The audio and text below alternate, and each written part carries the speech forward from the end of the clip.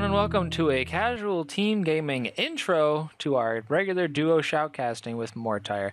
Now, what this episode is going to be about, being episode, technically speaking, 4, but episode labeled number 1, I just want to get a little bit of an intro for Mortire to let everyone know how he plays the league, and we're going to get a little bit of insight of how we're going to continue this series later down the road. So I'm going to go ahead and give it off to Mortire. I'm going to throw some questions at him, and he's going to answer them for you and pretty much everyone else to get to know him a little bit better.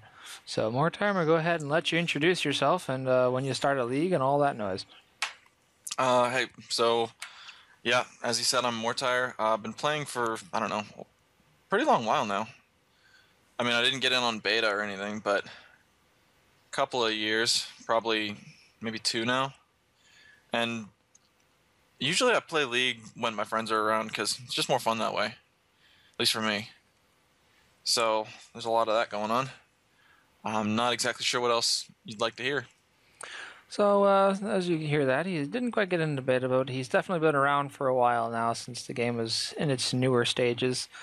And we're going to go ahead and how do you like to play, Mortire? What's your preferred fancy when you play the game? I've kind of fallen into the whole jack of all trades role because I haven't had a character speak to me like best driven in A or anything like that. So I usually end up playing support or jungle just because it seems like those are the ones that people get yelled at a lot and people don't like to play. So I figure I'll take those, put my happy spin on it, and see if people feel alright with that. That's fair enough. But when you first started playing, how did you feel this game progressed over the stages of its infancy to current? I think it's interesting because they've added a ton of new champions. I mean, I remember playing Nasus and Morgana and realizing that they were pretty darn strong when they first came out. And, I mean, Nasus really doesn't see play a whole lot, but Morgana had that whole insta-perma-ban thing going on for a while, where she was just too much of a force. And it's interesting to see the cycle of bans and nerfs and buffs and all sorts of stuff, and just seeing how things sort of trickle down from the pro scene and end up making their way into basic play. That's definitely an interesting spin on things. Do you feel that they're missing an archetype for a champion in a game just yet, or have they covered most of the basics in your opinion?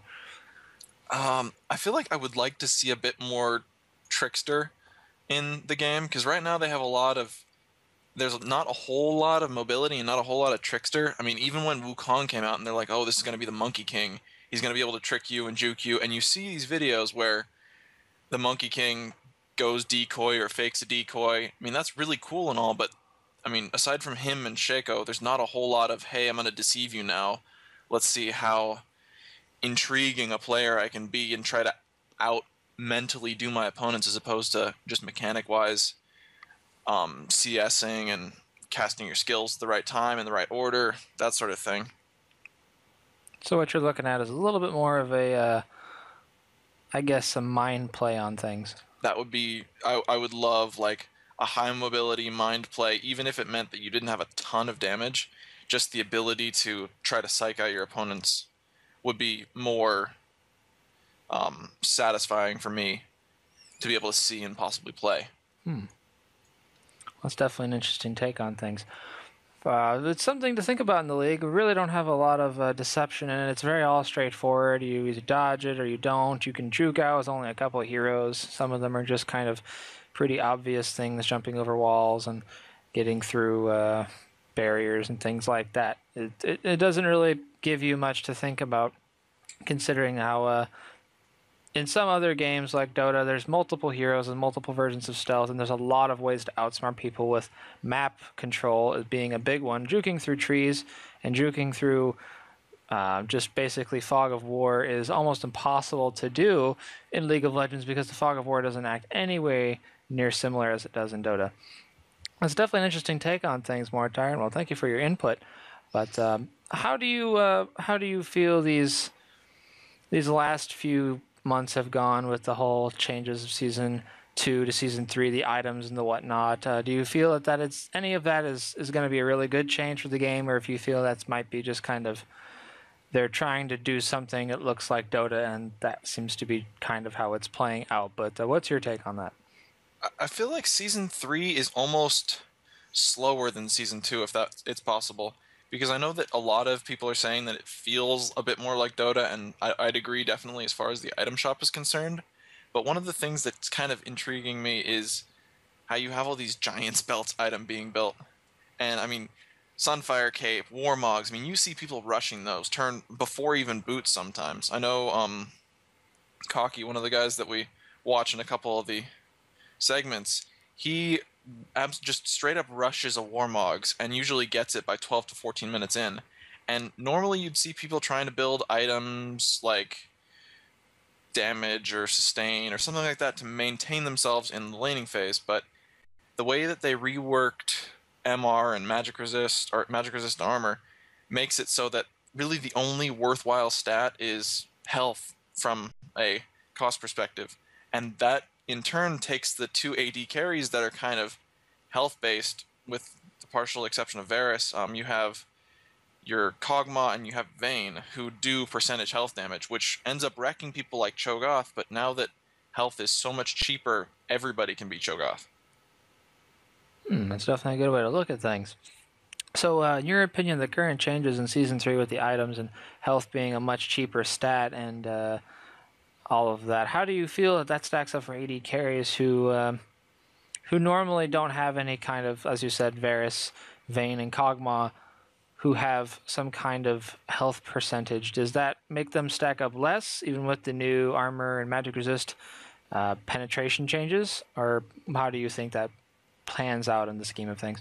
I feel like even with the penetration changes, there's not really a good way for people, AD carries, to do more than 500 damage a hit. I mean, in order to cut through someone who has 4,000, you have to land 6 solid 500 hits, and usually those are crits because you're not going to see more than, I don't know, 3 or 400 attack damage.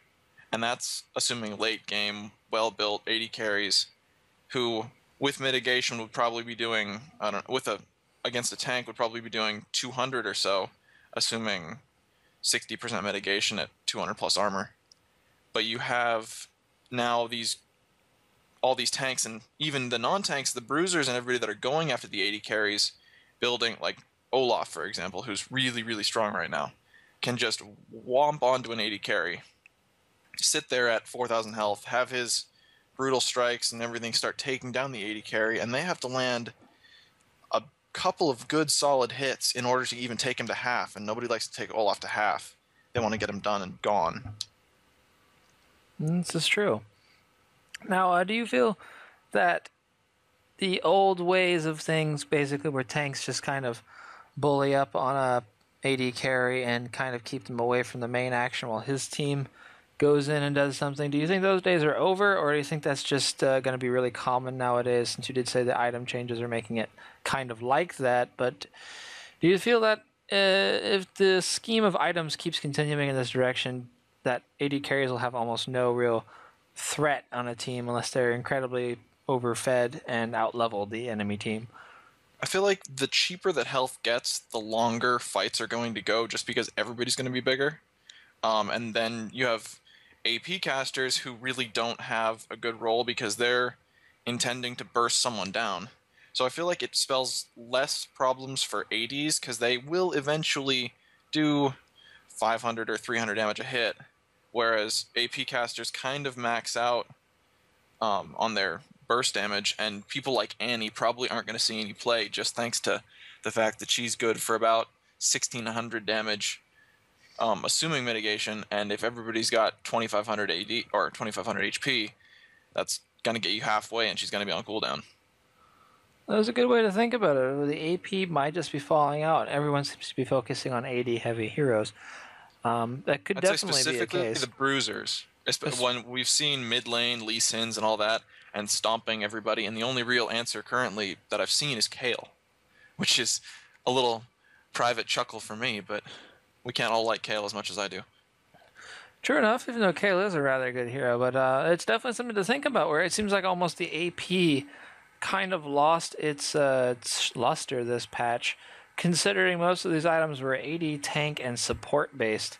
Well, there were a couple changes to AP items which made certain APs very much more viable, like the changes to Deathfire Grasp, which actually allowed for AP carries to just do a consistent 20% more damage to a single target, which is something to think about. But do you feel that that's really going to help the APs out, or is it just going to be a continuation of them just not doing much in any way, shape, or form?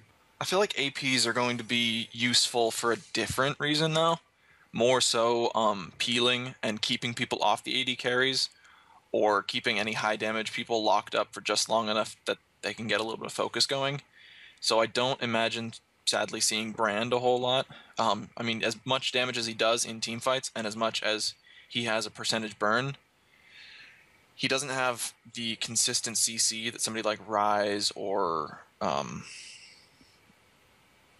Rise, or the Crow. Why am I forgetting Bird's name? Fiddlesticks? No. No. Swain? Swain, yes, thank you, that one. I feel like the more AoE lockup that you have on an AP caster, the better they're going to be, because positioning will end up allowing people to be focused down by 5 people. And even with 2k, 3k, 4k health, getting focused will eventually take you down. Yeah, so it's definitely something to look at. Oh, in the overall view of the world. Now, as a League player, how do you feel the current meta is really affecting your gameplay, as just either having fun or just kind of throwing a little bit of a different weird build out there in a regular match every now and then? Or is that going to be kind of the way people are acting? Do you feel that's going to keep it to the solo queue? I will say that solo queue does have its issues, but everybody knows solo queue has its issues. I enjoy the fact that we have a bunch of new items that people are still trying to figure out, because when the items were released, I really liked Static Shiv because of how many things it procs, and it still counts as a spell cast, and all these interesting little bits and pieces that they may eventually have to fix, because it makes Varus a little overpowered, in my opinion. Okay. Because it does actually proc all of his stuff, so he doesn't have to cast any spells.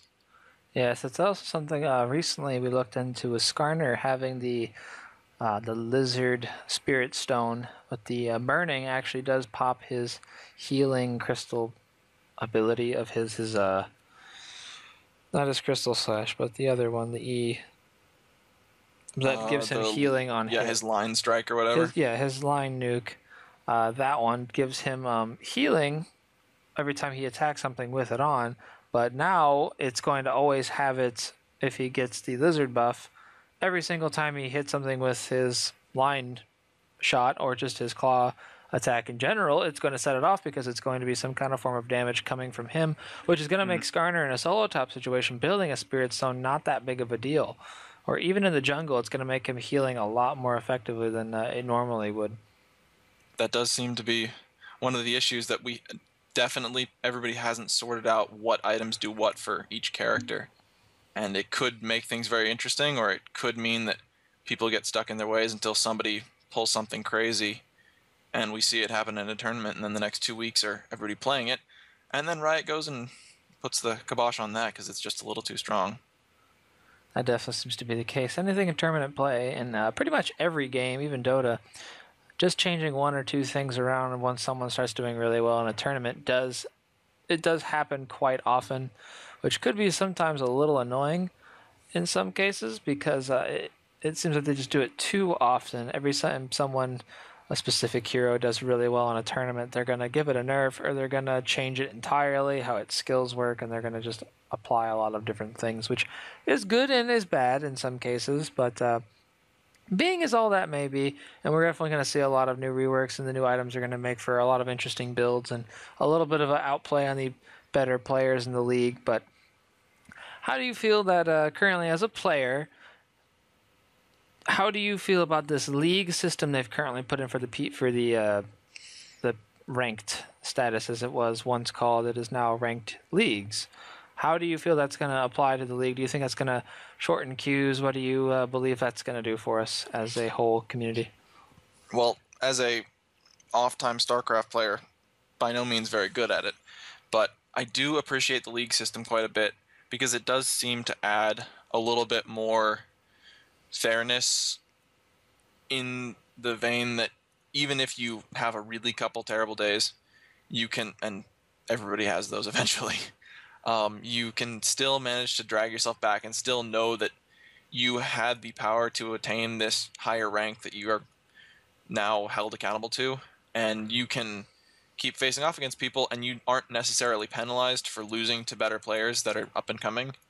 And at the same time, you can queue against more people without getting stuck queuing against the same people in solo queue 2 or 3 times, which I know has had happened when I'm on a losing streak and a team that's supposed to end up losing to me ends up beating me, and then I play them next game because our elos are just close enough that it's still going to be a contest, which ends up kind of, I don't know, adding insult to injury sometimes almost. Because here you have a rematch situation, but the teams are flopped and now you're supposed to lose, and you go ahead and lose. Now, you don't feel that in some cases you might be able to turn that back around, or is that just going to be the case all around the league? Is that supposed to help that situation? You feel like that will broaden the spectrum for people who play the game to get a little bit more, I don't know, bang for their buck when they're playing ranked? I really do hope that it makes people feel more positive about ranked, because I know that, I mean, some people will start raging almost initially if they feel like something's wrong with their team. And I'm hoping the league system will change the mindset just enough that, hey, you may lose this, but you're still going to be Silver League. It's not like you're on the cusp of Bronze and Silver, and if you lose the 10 elo that this match would have once cost you, you won't end up, I don't know, screaming at your teammates to the point of, you just cost me Silver League, I'm going to ban you, and all sorts of wonderful things like that. The very good threats of the reporting bans and all that good stuff. Yeah. Feel like the leagues might put a little bit of a stop to that then? Well, that's always good to think about in a positive aspect. That's definitely what you are as a positive gamer. I certainly try to be. Most definitely, but that definitely it's good to hear that from another person's point of view, to see someone who doesn't necessarily play ranked that often, but plays it enough to see the basics of how it works and all of that good noise. So basically, what I want to finish off with the episode here is, where do you feel will you think you'll follow the channel a little bit more and you'll be continue to help us out as a whole and grow, or do you think you might just end up giving it up after a while if it ends up being a little bit too stressful for you, or even if we do end up actually doing something and getting big and having to do a lot more content coverage, what do you feel like you could do as a whole for the channel in the bigger scheme of things? I feel like for the time being, I'm waiting to re-enter the ranked scene when the new system comes into play, and at that point I'll be able to come to more of a decision as to how much time I want to put into League, because I know that League is really quite enjoyable when you get the right people to hang out with you and you have a team that you like to play with, especially if I can ever get a ranked team going. That is something that I've been trying to do for months now. And be able to play pre-made fives and enjoy the company of the people that I play with and go as far as that'll take me. And as far as the channel's concerned, I would have to say that it's definitely something that I want to try and help out with as much as possible, as long as time constraints are available. I'm not a paid streamer, which would be awesome, but who knows, maybe that'll happen eventually. Gotta start somewhere.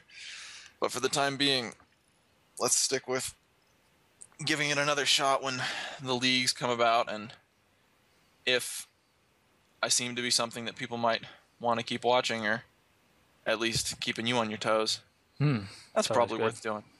It's always worth keeping me on my toes, that's for sure. Well, as the channel director, and definitely going to be the pushing this channel to try to do its best and get everyone out there with a casual level play. I'm not looking to be, crazy professional. I just want everyone to have fun and have a good time when they're jumping into games with us, or if we're doing live stream events and things like that on all kinds of games. And I mean, definitely going to be a hard place to get into, but I'm always open to see all kinds of casual games, not just League of Legends or Dota. Definitely going to try to expand myself so every one of my friends and other people who will eventually become that way will be able to play crazy games. Like the new game that just came out recently into open beta called Path of Exiles. It's a big thing. I've already have confirmed beta access for when the Elder Scrolls comes out, so the channel will definitely be able to do a lot of coverage on that. I like doing open world MMOs like that for PvE content, not necessarily PvP. We might cover it as a channel, but it's definitely not something I want to get into too heavily on things like that. I was in that whole scene a long time ago and definitely don't want to get back into that noise. But anyway, that's a pretty big tangent we got off on there. So we're gonna Yeah, get it was back just to not too much, not too bad. back to the task at hand. Is what this episode was supposed to be about, and what it has been about for the most part so far, is basically just Mortire here is going to introduce himself as the first official member of the Casual Team Gaming Well, if member. it's official, that's not very casual, is it? Well, he's officially going to be helping us out. Maybe not on a big level. He does have his own things to do, as do a lot of people, and I only ask people to do it on a, as I said before, a casual level. So I don't need anyone doing all those crazy things. Just coming in, doing a little bit of gaming coverage and some more Duo casts, and probably going to end up doing some Duo Q, and we'll have some streaming of those, and we'll go over how our gameplay is, and it'll be a lot of fun for everybody involved over time, and it'll definitely, hopefully, be able to grow this channel into something that might be a little interesting for everybody. But as a whole, on a channel, I kind of wanted to let everyone get a good view on Mortire and how he plays the game, how he feels like he plays the game. So, in your opinion, Mortire, where would you set your skill level at as a player? That's a good question to ask. Not necessarily on the stat board currently, where you're sitting at like a 1300 elo, but as a player, where do you feel when you play with people of a higher elo? Where do you feel you stand? I feel like I kind of play to my surroundings. So when I end up playing with, I don't know, Cocky or Unclaimed Wig is another guy that I like to hang out with. I mean, they're in the 15 and 1600 elos, and they don't usually get mad at me for playing with them. And usually I'm able to keep a positive enough attitude that they put up with me, or so it seems. And I don't know if I'd like to put an elo number on how I play, but I'd say that I play better in team setups, and the more people that I have around me, the better I play, as a general rule. So you feel that you're a team player, is what you're getting at. I feel like my strongest skill, if I have any in League, is that I make a decent teammate. All right, so good teammates is definitely something you want to look for in a team game. And it seems that as we go into this interview a little further, you don't really have a specific, I don't really know how to put this, I guess. You don't seem to have a really specific set view on things, and you don't really put it into a view of how the pros play the game or how everyone thinks the game should be played. You just kind of play it as it goes and use good strategy, but not necessarily the play style and builds of professional players. Is that correct in my statement? Yeah, I will say I don't watch a whole lot of professional streams. On occasion, I'll sit down and watch it, and I see what they're doing, and I enjoy and appreciate what they're doing. I always like to root for the underdog, though. So you have your Poppy or your Karma, who I'm currently kind of having a good time with, because you can do some fun stuff with some of the characters. Basically, the more fun that I can have with a little bit of a tricky character makes things more enjoyable for me, and that doesn't really put me in a good solid role, but I get maybe at some point, if a particular champion speaks to me, I'll figure a way to do that. Though I don't know if that thoroughly answered your question. Well, it seems you got half of what I was saying. Basically, what I was trying to get my point across, and I thought about it a little more, and it makes sense to me now, what I was trying to say before, because it was definitely a little scattered and didn't quite make a lot of sense, what I was asking. But what I'm really trying to get at is, as a player, do you feel that you follow builds, you follow strategies, you keep the meta down to a T when you play as a person? Oh, that that kind of question. I mean, how do you? Really. I will say that I like playing 1v1s occasionally, because that allows you to take a lot of the skills that you apply in 5v5s and sort of narrow them down to, okay, what damage are they doing, how are they doing that damage, and less build my character and more build counter to the characters that I'm playing against. So although there are 1 or 2 core items, and I used to check builds on solo mid and mobile fire and all of those good things, beyond 1 or 2 core items that I think really speak to the champion, the rest of it is up to the matchup. So that definitely answers the question much more thoroughly this time, since I'm not just throwing random words at you now. I'm usually half decent with random words. Usually. But it seems to be that as a player, you don't really follow the whole pro scene. It's not something you do. You're not really looking to be the next Chaos or the next Froggen or anything like that. You just want to get by. One thing I would like to say is that I don't really think that anybody broke into the pro scene by doing something that somebody else did. Yeah, that's a good way to look at it. That's definitely a good way to look at it. Most people nowadays, they follow the pro level players, and that's because they like how those builds work and things like that. But you feel that it's probably not the best decision to follow someone else's build, because you, as a pro player, would know you didn't get to where you were by copying other people. You definitely figured out your own way of doing things, and that was how it ended up being in the end. I will say, like, copying or following relatively strongly a pro player and following their build and trying to get down their mechanics will easily being a interesting term, get you to, say, 1900 elo. But after that, you kind of have to be an innovator.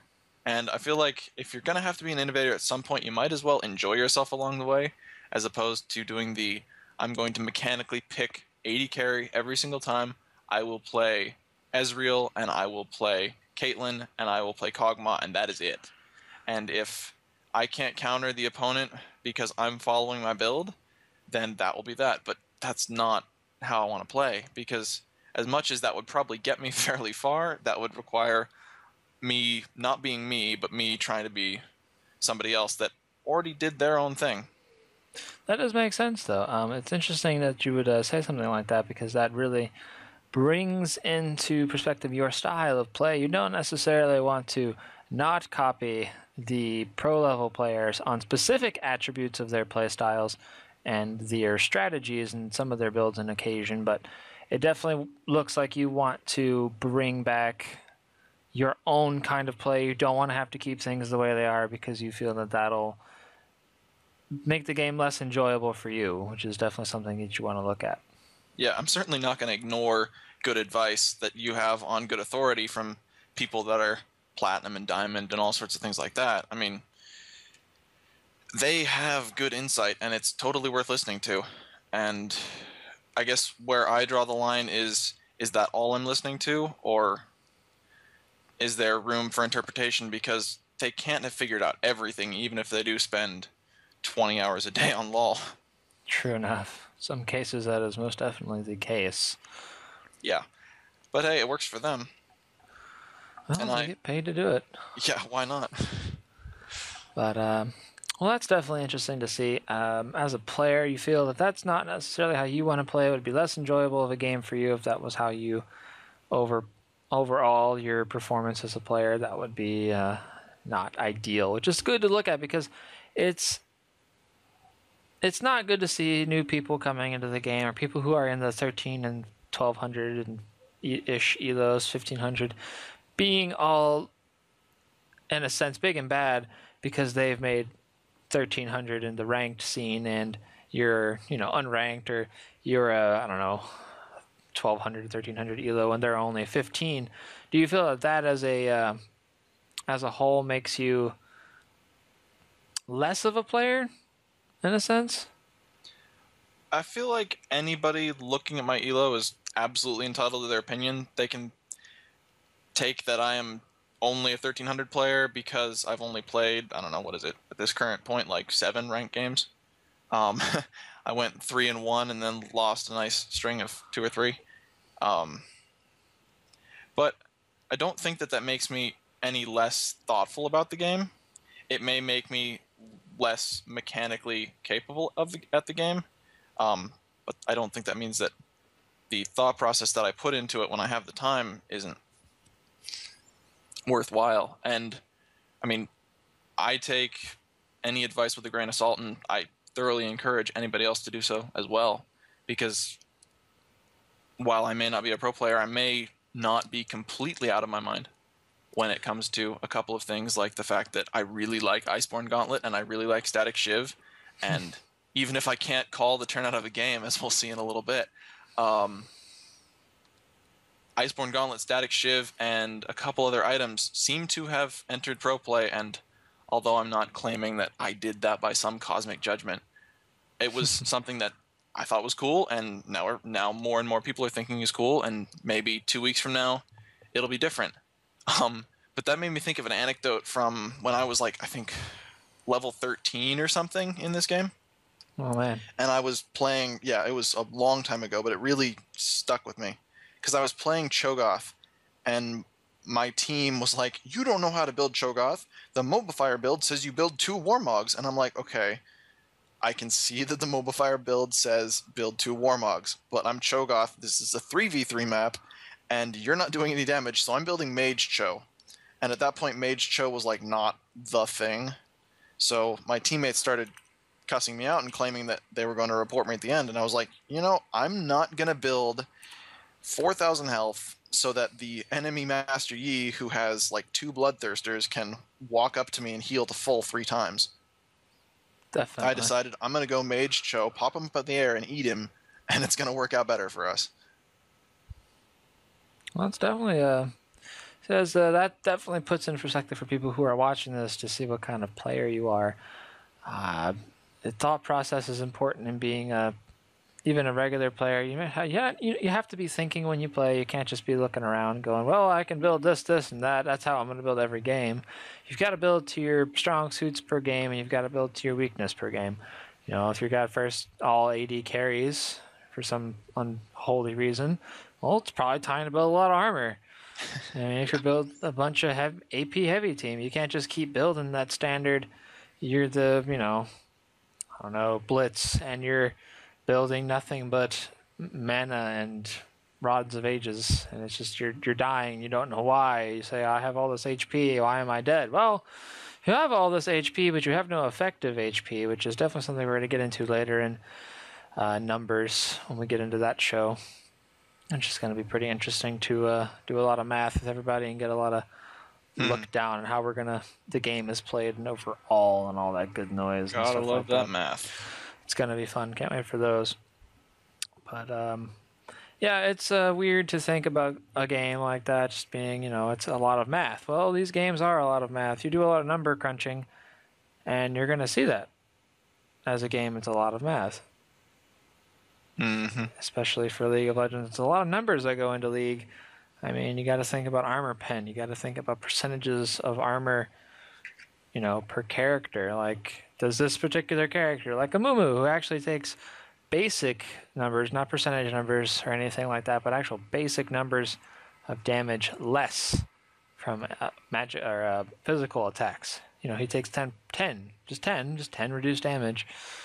That's all he takes. So, like, how do you feel that math isn't a problem? Like, if you say math isn't definitely something to look into in a game, and you're definitely wrong, especially a game like this with a lot of math involved.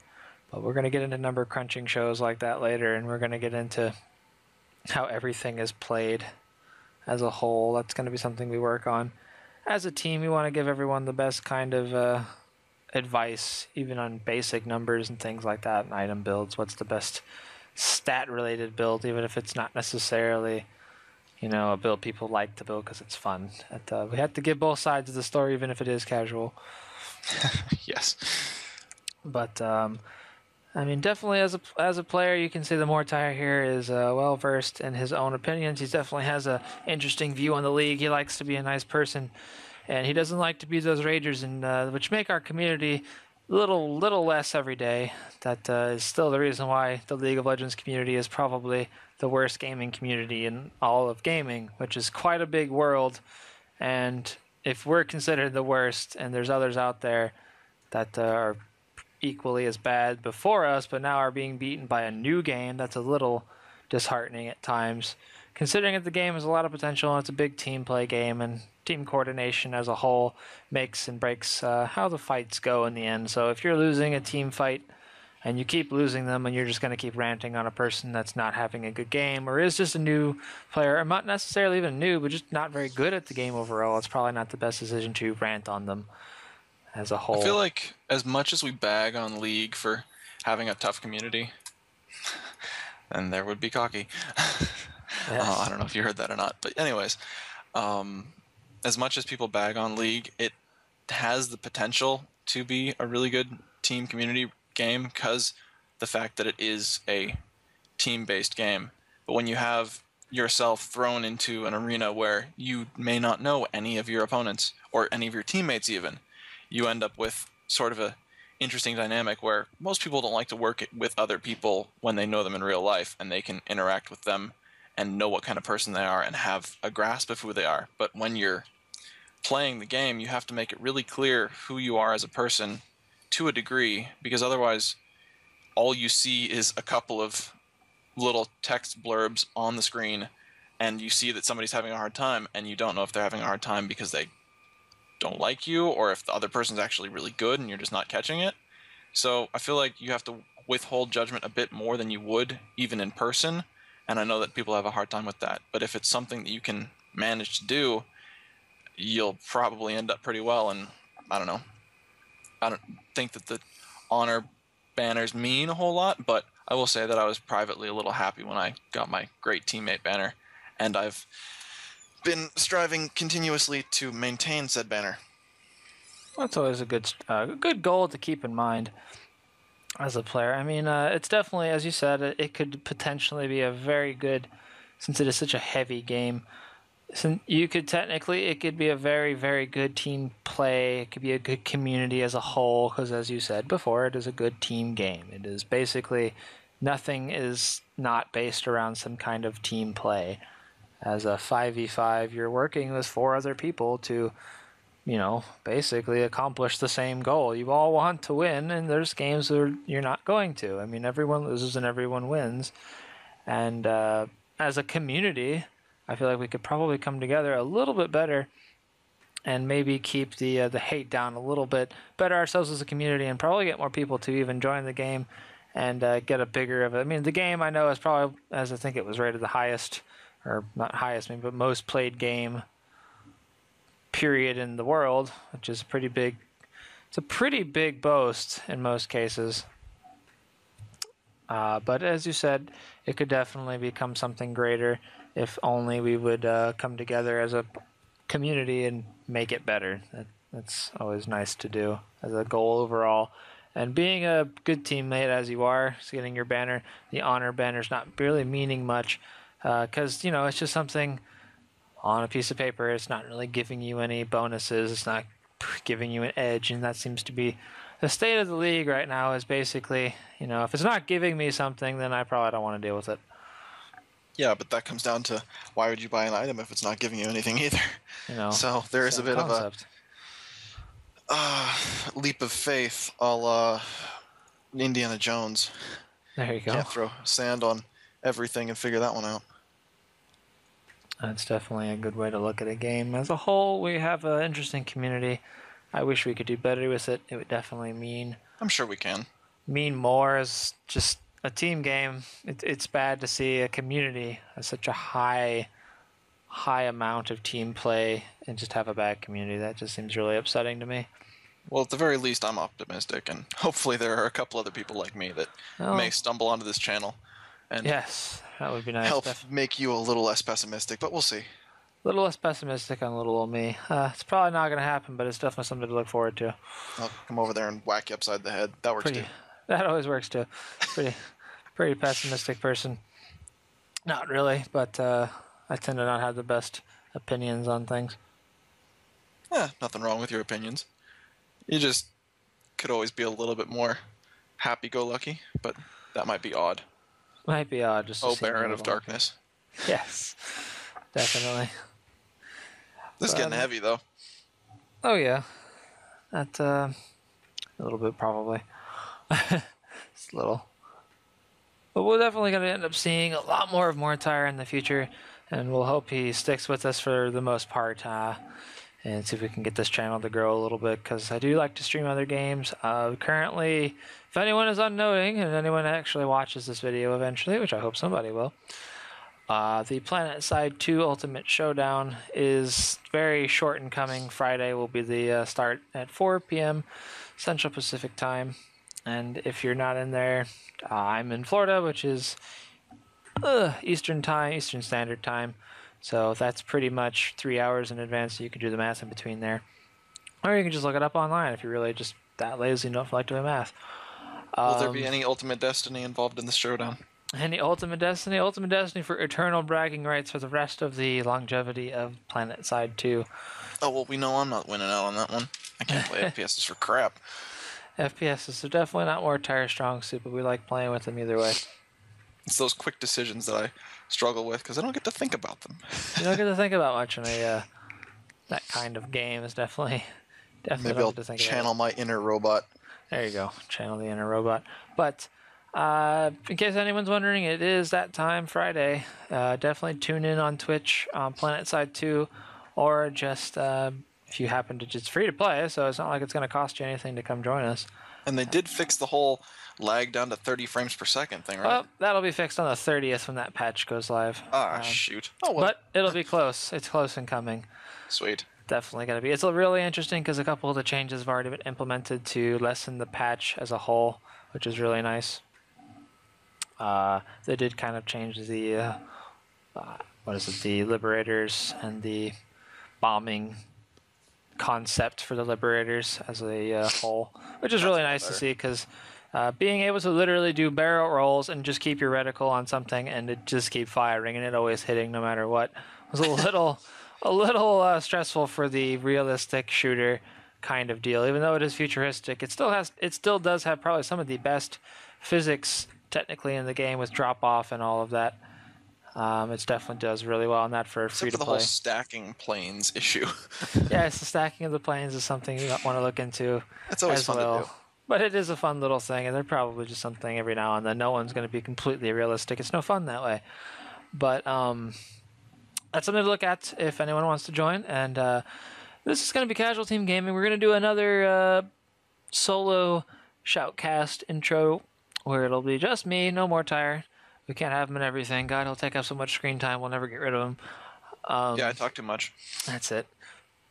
So we'll have another one of these short and coming, and then we're going to start having a State of the League, which I hope to have Mortire and another friend. He tried to spell his name Blarg, but he ended up failing, and it turned out to be Baller G, which in a way is kind of cooler. So we're going to have him, and we're going to have Mortire do probably some State of the League kind of things, where we look at how everything's going, and we look at some patch notes and some numbers and previous encounters as a whole in gaming, which is going to be pretty interesting to see everyone's opinion on that. But we'll definitely have more play in the future with everything, and it's going to be a lot of fun for everybody. So that'll be it for us today here at Casual Team Gaming. We're probably going to try to get a couple more Shoutcast videos in for you in the coming week, and I'm definitely going to try to get some more gameplay commentaries. I only have one up currently right now where I played an AP Nautilus in the mid lane. That was a lot of fun. It was a pretty interesting match overall. If any of you did manage to watch that, it was a really different, since I was versus an Akali and I didn't really expect to win. I ended up just destroying her in the lane, and it was a lot of fun. And I'm gonna have to watch that. It was really interesting to see that kind of thing happen. No one expects an AP Nautilus to destroy an Akali in the mid lane. So that being said, we're gonna go ahead and sign it off here. This is Jesus Died 24 with Casual Team Gaming signing off for yet another day. Everyone, keep Mortire. Yes, don't ever forget our Mortire, the friendly neighborhood Mortire. But like Mr. Rogers. Yes, he is. He's